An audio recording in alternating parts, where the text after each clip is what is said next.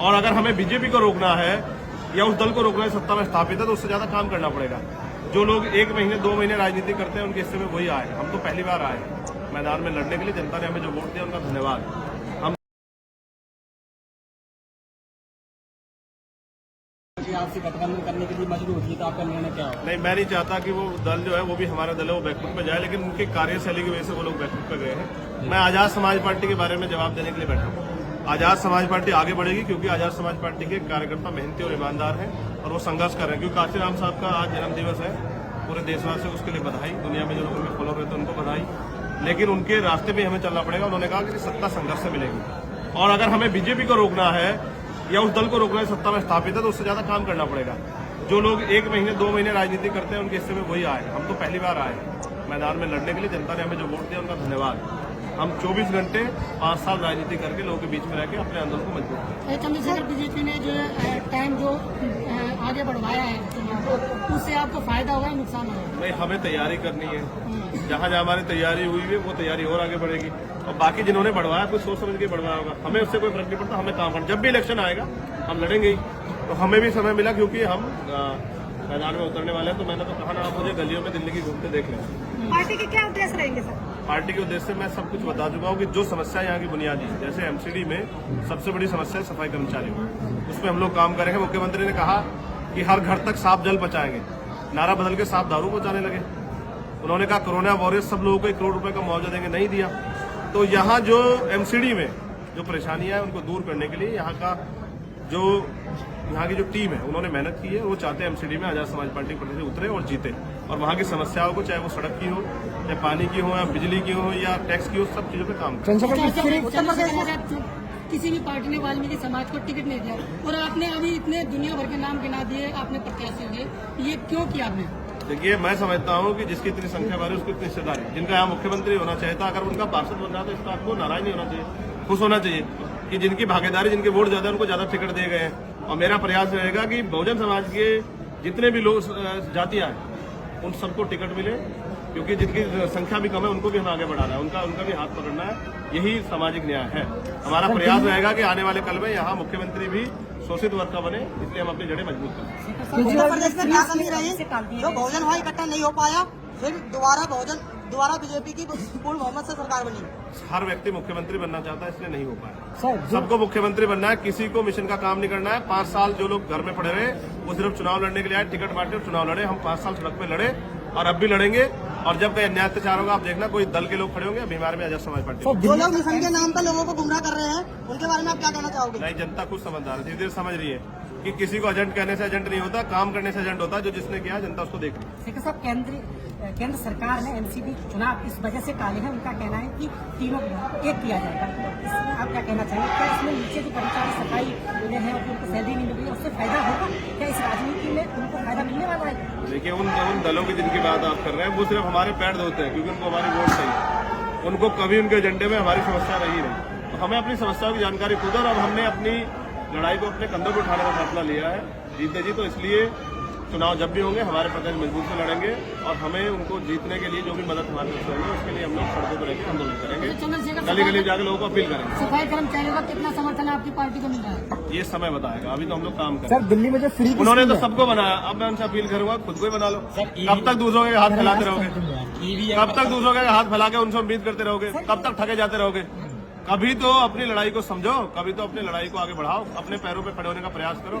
जिनके भरोसे उन्होंने ठगाया, अब ठगे ना जाए, इसलिए कह रहा हूँ तैयार हो जाए। सर, दिल्ली में लगातार जो फ्री स्कीम चल रही है, अरविंद केजरीवाल फ्री बस सेवा, फ्री राशन सब कुछ चला रहा है, तो आजाद समाज पार्टी क्या स्कीम लेकर आने वाली? हम अपने लोगों को पैरों पे खड़ा होना सिखाएंगे। हाँ।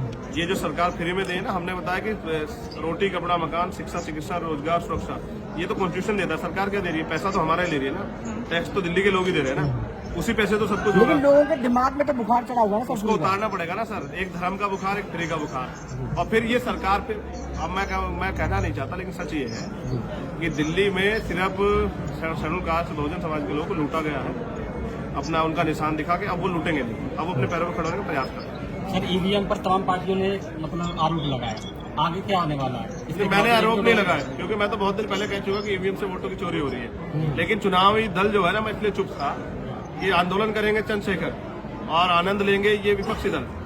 जब चुनाव होता है तो ये चुनाव लड़ने आते हैं, 5 साल कहाँ रहते हैं। अगर ये अब ईवीएम पे रो रहे हैं तो ईवीएम पे बड़ा आंदोलन कौन तय कर रहा है? किसी राष्ट्रीय दल ने कहा है कि हम आंदोलन करेंगे? उनका काम है सिर्फ चुनाव लड़ना, हार जाए तो ईवीएम की बात करना। अगर ये विपक्षी दल और ईवीएम के खिलाफ आवाज न उठाएं जो मुख्य रूप से हैं, तो उनको क्या समझा जाए? ये जनता को बहुत समाज को गुमराह कर रहे हैं। नहीं, ये जनता को बेवकूफ समझते हैं। जनता इनको बेवकूफ बना रही है, ये जनता को बेवकूफ बना रहे हैं। हिसाब बराबर चल रहा है। आंदोलन है ठेकेदारी हटाओ मोर्चा, मैं उसका समर्थन करता हूँ। आप समर्थन उनकी मांगों का पूरा समर्थन एक चीज है, और है, वो हम अपने मैनिफेस्टो में भी डालेंगे। जो अधिकारी है वो बात नहीं करना चाह रहे, उनका ये कहना मैं कवर कर रहा हूँ। उनका कहना है कि हमारे पास जीती हुई यूनियन है, हम उससे बात करेंगे, इससे क्यों बात करें? हाँ, इसलिए हम एमसीडी में अपने जीते हुए लोग भेजेंगे जिनसे बात करनी पड़ेगी, जो कॉलर पकड़ के बात करना जानते हैं। इसलिए हम चाहते हैं कि एमसीडी के अधिकारी बात करें, इसलिए अधिकारियों को चलाने वाले लोग तैयार करने पड़ेंगे। वही तैयार करने का काम एमसीडी के जरिए हम अपनी जड़ें जो है मजबूत कर रहे हैं दिल्ली में। फिर विधानसभा चुनाव भी आएगा, लोकसभा चुनाव भी आएगा, हमें वो भी लड़ते हैं। इस बार उम्मीद है एमसीडी में रिजल्ट आएगा, पार्टी हाँ करेगी। जीतेगी, मेहनत करेगी, जो मेहनत करेगा वो जीतेगा। पर ये जो भीड़ है, इसमें सवाल ये था कि ये भीड़ वोट में क्यों तक नहीं हो पाती? आपकी भीड़ अच्छी खासी और आपके प्रति लोगों का भरोसा भी बहुत है। ये भरोसा कहाँ टूटता है आखिर जब वोट? एक ही तो चुनाव लड़े हैं, आप तो ऐसे कर रहे हैं जैसे 20 चुनाव हार गए हो। आपके बाल सफेद हो गए। ये आप इस बात का आइडिया लगाए कि ये लोग अपना समय छोड़ के जो आए हैं ये हमसे मोहब्बत करते हैं और ये चाहते हैं कि चंद्रशेखर जमीनी तौर पे काम करके हमारे साथ खड़े होकर हमें भरोसा दिलाए कि वो हमसे निराश नहीं करेंगे, जैसे दूसरे लोगों को धोखा दिया। तो अब धोखा देने वाले को भरोसे ये लोग नहीं रहेंगे। अब हमारा प्रयास है हम काम करें और उनके भरोसे को जीतें।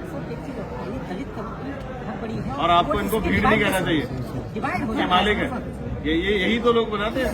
मैं ये कह रहा हूँ कि ये लोग डिवाइड हो जाते हैं, वोट कई पार्टियां आ जाती हैं अलग अलग, इन्हें कुछ बताती हैं और ये डिवाइड हो जाते हैं। एक साथ क्यों नहीं आ पा रहा है? आप बताओ एमसीडी में पहले सरकार कब आई थी? शोषित वर्ग के लोग, इसकी शोषित वर्ग के लोग की सरकार कब आई थी? बहुजन समाज की। एमसीडी में तो जो लोग जिन लोगों की वैसे नहीं है उनसे सवाल पूछने चाहिए। मैं तो अभी आया हूँ, मैं तो प्रयास कर रहा हूँ कि एकजुट आप करूँ। लोगों को जोड़ने की बात हाँ, नहीं, हम संगठन के तौर पे इनको जोड़ रहे हैं, इकट्ठा कर रहे हैं और संगठन के तौर पे जोड़ के और हम मेहनत करने वाले लोग हैं तो हमें विश्वास है कि जैसा काम हम कर रहे हैं अगर हमारे कार्यकर्ता उसका आधा काम भी करेंगे तो हमारी ताकत जो है ना बढ़ जाएगी। और मैं समझता हूँ कि अब लोग ठेकेदारों के भरोसे ना रहे और ना बहुजन समाज बिकेगा ना बिकने देगा, वो अपनी लड़ाई अपने कंधों पे लड़ेगा। धन्यवाद। लास्ट में एक सवाल, बहुत आज धन्यवाद। मान्यवर काशीराम जी का जन्म जयंती है, इसके बारे में आप क्या कहना चाहोगे? देखिए, मान्यवर काशीराम साहब ने एक नारा दिया कि नोटों वाला हारेगा, वोटों वाला जीतेगा। लेकिन अब क्या है, मैं खुद चुनाव लड़ के आया हूँ, पैसे आधारित चुनाव है, गरीब का बेटा लड़ ही नहीं सकता है। गरीब का बेटा लड़ेगा तो मैंने मीडिया ने दिखाया, मैं 7 दिन तक सड़कों पे वहां अपील करता हूँ, घुमा। एक अखबार ने नहीं छापा, एक टीवी ने नहीं दिखाया। तो इसका मतलब वो हमें नकारते रहेंगे, लेकिन हमें इस लोकतंत्र के जरिए अपनी ताकत बनानी है। तो अब हमने नारा जो है, जैसे पीछे लिखा हुआ है, वोट हमारा राज तुम्हारा, नहीं चलेगा, नहीं चलेगा। उसके साथ जिसकी इतनी संख्या भारी उसकी इतनी हिस्सेदारी, इसी नारे को लेके हम जाएंगे। पहले बहुजन समाज में भाईचारा बनाएंगे, उनको बताएंगे कि धर्म के आंधी में अपने वोट को बांटना नहीं है, अपनी वोट से शक्ति बनानी है। इसलिए एकजुट होकर आजाद समाज पार्टी को वोट करें। जहाँ गरीबों पे अत्याचार और शोषण हो रहा है, आप वहाँ दिखते हो, सर क्या कहना है इसके बारे में? नहीं, मैं लगता हूँ मैं ही दिखता हूँ। नहीं, आप दिखते हो सर, सोशल एक ही नाम होता है हर जगह, वो भी चंद्रशेखर आजाद। नहीं, मेरा काम है और हमारे अध्यक्ष जी बैठे हैं, हम सब लोग करते हैं। चंद्रशेखर तो सिर्फ अभी क्योंकि चंद्रशेखर जिम्मेदार दी गई, बाकी बीमार में आजाद समाज पार्टी के कार्यकर्ता उतना ही समर्पित जितना मैं, और वो काम करता है। उसी की वजह से मेरे जैसे गरीब को पहचान मिली। आज अगर एक गरीब का बेटा यहाँ दिल्ली में बैठा हुआ है इस ऑडिटोरियम में, तो बाबा साहब अम्बेडकर की देन, और अगर राजनीति कर रहा है तो मान्यवर साहब काशीराम। तो दोनों महापुरुषों का जो आंदोलन है उसको मंजिल तक पहुंचाना है। यहाँ एक कुर्सी है, इसमें थोड़ी दूर पे ही 7 रेसकोर्स रोड पे, उस पर हमारी नजर है। जितना जल्दी समाज तैयार हो उतना जल्दी हम लोग उसकी तरफ को आगे बढ़े। और जिस दिन यहाँ उस कुर्सी पे हमारा व्यक्ति बैठेगा, इस विचारधारा का, उस दिन ये देश खुशहाल होगा, उस दिन संविधान पूर्ण रूप से लागू होगा। धन्यवाद।